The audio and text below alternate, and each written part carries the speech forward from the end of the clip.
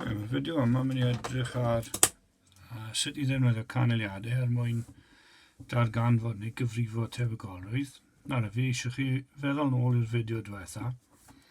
A beth oedd y canlyniadau wrth daflu 10 ceiniog a dis cyffredin yr un pryd. So fi wedi restru'r canlyniadau posibl, pen gyda 1, 2, 3, 4, 5 a 6, a wedyn cynffon gyda 1, 2, 3, 4, 5 a 6.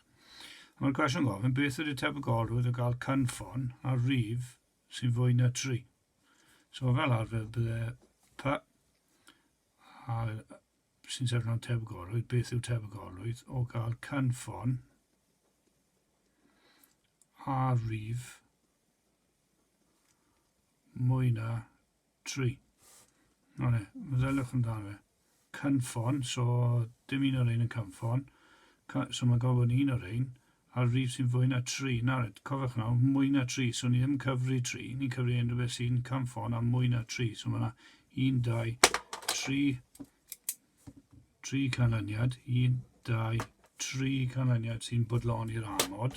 So mae hwnna'n 3 allan o 1, 2, 3, 4, 5, 6, 7, 8, 9, 10, 11, 12. A wedyn wrth gwrs mae hwnna'n symleiddio, meddyliwch am rhif sy'n mynd mewn o'r top o'r gwaelod, 3 yn mynd mewn i 3 unwaith, 3 yn mynd mewn i 2, 4 gwaith. Okay. A fi mae'n edrych ar un nesaf nawr. Mae'r ffleitir yn gwerthu 3 math o frechdan, ham, caws a tiwna. Mae'n gwerthu 3 diod, oren, afal a dŵr. Okay. Beth ydy tebygolrwydd o ddewis tiwna gyda sydd ffrwyth? So, ni gofyn meddwl am y posibiliadau. Allwn ni gael ham gyda oren, ham gyda afal, a wedyn ham gyda dŵr. I ni gallu mynd i wedyn caws ag oren, caws ag afal, caws gyda dŵr, a wedyn tiwna gyda oren, tiwna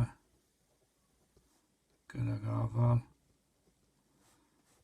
tiwna gyda dŵr. Nawr, be mae'r cwestiwn gofyn?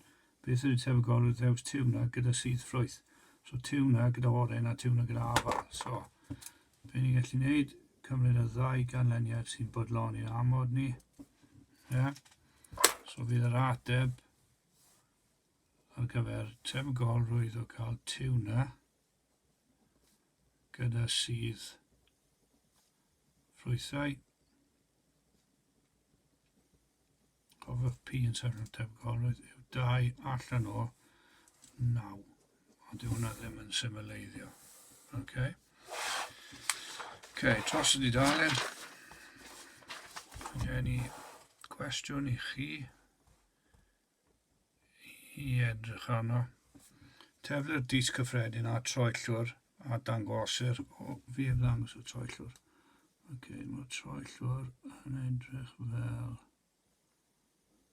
hyn mae fod yn sgwar a gyda'r rhifau yna a ni. Okay. 1, 2, 3 a 4.